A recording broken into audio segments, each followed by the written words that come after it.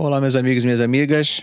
Ontem, 9 de dezembro, as forças russas avançaram em várias direções importantes, como na região de Pokrovsk.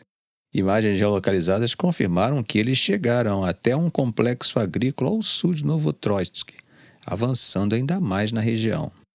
Bom, gente, agora é bom ficar de olho nessas informações que fontes russas alegam que estão ocupando parte de Dachensk, Zeleny e até um terço de Novotroitsk. E também afirmam que estão se posicionando ao longo da ferrovia Donetska, o que, como sabemos, é estratégico para a movimentação de tropas e suprimentos. Essas últimas alegações, gente, ainda não foram confirmadas por fontes independentes. E, como sempre falo, temos que filtrar o que é fato e o que pode ser apenas propaganda de guerra, ou seja, desinformação. A situação também está bem tensa em Velika Novozilka. As forças russas, segundo fontes locais, estão com uma abordagem tática diferente, mandando pequenos grupos de infantaria para tentar encontrar brechas nas defesas ucranianas. É como se eles estivessem testando o terreno, procurando onde dá para forçar mais. O porta-voz de uma brigada ucraniana na área comentou que, apesar desses ataques, a intensidade perto de Novikomar diminuiu um pouco. Isso pode ser um sinal de que os russos estão ajustando o foco para áreas onde acham que tem mais chances de avançar. Mas não é só na linha de frente que a guerra mostra sua cara. Hoje, terça-feira, um ataque com mísseis russos atingiu uma clínica privada no centro da cidade de Zaporísia. O saldo foi bem grave. 3 pessoas perderam a vida e outras 11 ficaram feridas. O governador da região compartilhou essas informações e disse que os socorristas ainda estavam vasculhando os escombros em busca de possíveis sobreviventes. São essas condições, gente, que levam cada vez mais ucranianos a desejarem a paz independente das condições em que ela venha. Entre os feridos estavam 2 profissionais de saúde. Não é a primeira vez que Zaporizhzhia enfrenta algo assim. Os ataques russos na cidade e na região ao redor têm sido frequentes. Não sei se vocês lembram, mas na sexta-feira passada, outro ataque deixou 10 mortos e mais de 20 feridos. E nesse contexto de torcida para que a paz venha logo, o chefe de inteligência estrangeira da Rússia, Sergei Laryshkin, afirmou que Moscou está perto de alcançar seus objetivos na Ucrânia. Ele disse com todas as palavras que a iniciativa estratégica em todas as áreas pertence à Rússia. E ainda destacou que a situação na linha de frente não está nem um pouco favorável a Kiev. Complementou dizendo que as forças armadas ucranianas estariam à beira do colapso. Além disso, o oficial russo também comentou sobre a situação política de Zelensky. Naryshkin disse que, na concepção de Moscou, Zelensky perdeu a legitimidade e a capacidade de negociar, ou seja, é como se Zelensky já não tivesse mais voz ativa nesse conflito e sua opinião não fosse mais levada em consideração. Bom, meus amigos, Naryshkin é chefe do Serviço de Inteligência Estrangeira e um dos poucos no Kremlin que ainda tem contatos regulares com oficiais do Ocidente, ou seja, alguém que ainda tem canais abertos. Como sabemos, a guerra é vista por Moscou como parte de um embate maior com o Ocidente, Para eles, o apoio dos Estados Unidos e de outros países à Ucrânia não é só ajuda militar, é o que eles chamam de uma guerra por procuração. Eles afirmam que o objetivo final do Ocidente seria enfraquecer e até derrubar Moscou, e que isso viria desde a década de 1990, quando a OTAN começa a avançar em direção ao seu território. Bom, meus amigos, nesse momento em que o mundo passa por uma tremenda instabilidade, cada passo deve ser dado com grande cuidado. Vocês acham que os conflitos pós-fevereiro de 2022 que têm se espalhado estão desconectados entre eles? As janelas de oportunidade se abrem e os players começam a enxergar momentos propícios, adequados para alcançar os seus antigos objetivos. Então, como eu disse, é necessário muito cuidado, pois as escaladas estão acontecendo em camadas e nenhum dos players, por mais poderoso e inteligente que seja, é capaz de controlar os desdobramentos para que ocorram exatamente do jeito que ele planejou. E aqui eu falo do papel de Washington.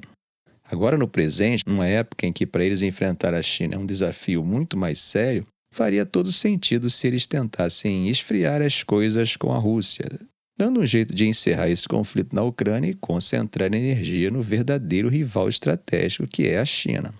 Em suma, se olharmos para o retrovisor na década de 1990, veremos a era unipolar, Naquele momento, o liberalismo dos Estados Unidos se espalhava mundo afora. Hoje isso é passado. Vivemos em uma ordem cada vez mais multipolar. As coisas mudaram e voltamos ao realismo puro e simples. É hora de entender esse novo contexto e pensar em como lidar com ele.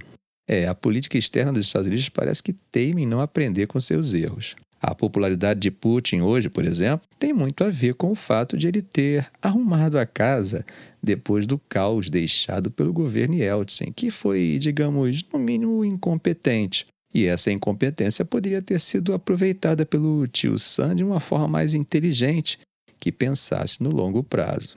Nos anos 1990, a Rússia era fraca, era mais uma ameaça a si mesma do que aos outros. Eu acho que seria aquele momento ideal para criar alguma parceria de segurança com Moscou, mas sabemos que não foi bem isso que aconteceu. E aqui eu quero deixar claro que eu fiz uma análise a partir da visão realista. Então não estou considerando o lado A ou o lado B, nem estou tomando partido nem pela Rússia, nem pelo Ocidente. Estou apenas analisando as oportunidades que os Estados têm nas suas relações internacionais e como às vezes eles deixam passar essa oportunidade de tornar os seus objetivos políticos mais próximos do alcance. Podemos dizer que o Putin de hoje, resguardadas as devidas proporções, é claro, sob o ponto de vista da política externa, é resultado de um ecossistema que os Estados Unidos, em alguma medida, ajudaram a gestar. Mas você acha que Zelensky se abalou com a declaração de Naryshkin? Ele já deixou claro que na próxima reunião com os parceiros europeus, ele vai bater forte em 2 pontos: o convite para a Ucrânia entrar na OTAN e a questão das garantias de segurança enquanto essa adesão não acontece. Quem falou sobre isso foi o Igor Rozov, que é vice-chefe do gabinete da presidência ucraniana. E ele foi bem direto, tá? Dizendo que essa reunião é para alinhar uma posição conjunta com os aliados e garantir que a Ucrânia esteja mais forte. Agora, sobre entrar na OTAN, Zorkva foi bem realista. Ele disse que, infelizmente, isso ainda está fora de alcance. Mas por quê? Porque enquanto a guerra com a Rússia continuar, isso não vai acontecer. Mas ele disse que até lá, a Ucrânia precisa de garantias de segurança. E isso é algo que eles estão pressionando para conseguir. Além disso, ele mencionou que essas questões, tanto a adesão à OTAN quanto as garantias, já foram discutidas pelos Zelensky com líderes como Donald Trump e o presidente francês Emmanuel Macron no fim de semana. Ou seja, eles estão buscando apoio em todas as frentes possíveis. Bom, gente, atravessando o Mediterrâneo, ontem falamos sobre as tropas dos Estados Unidos que estão estacionadas na Síria. Mas, como sabemos, quem bombardeou os rebeldes foram os russos. E aí, como fica a questão das bases russas no país? Imagens de satélite recentes mostram que os navios da Marinha Russa deixaram a base de Tartu na costa da Síria, e isso após a queda do presidente sírio Bashar al-Assad pelas forças rebeldes. Então dá para perceber que a situação mudou rapidamente por lá. Uma imagem registrada no dia 9 de dezembro pelo Planet Labs mostrou pelo menos 3 navios da frota russa, incluindo 2 fragatas de mísseis guiados e um petroleiro, ancorados no Mediterrâneo a cerca de 13 quilômetros da costa de Tartu. O restante da frota, porém, acabou não aparecendo nas imagens. Agora pensa comigo. A Rússia é aliada de Assad há décadas, mas com essa nova configuração, Moscou está correndo para negociar com os rebeldes e garantir a segurança de suas 2 bases estratégicas na região. Olha, mesmo tendo bombardeado os rebeldes dias atrás.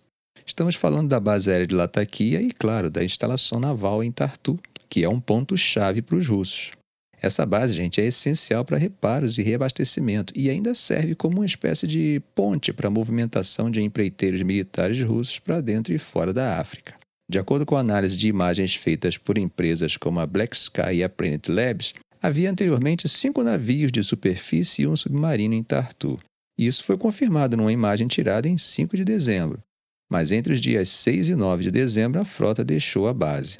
A saída foi confirmada tanto pelas imagens do dia 9 quanto pelos relatos de um blogueiro de guerra russo chamado Ribar, que explicou que os navios assumiram posições na costa por questão de segurança. Ficamos por aqui. Se esse vídeo foi útil a você, faça um comentário, compartilhe em suas redes sociais, dê um like. E é claro, se ainda não for inscrito, inscreva-se no canal e ative o sininho para não perder os próximos vídeos. Ok, gente? Um grande abraço do professor Arão Alves.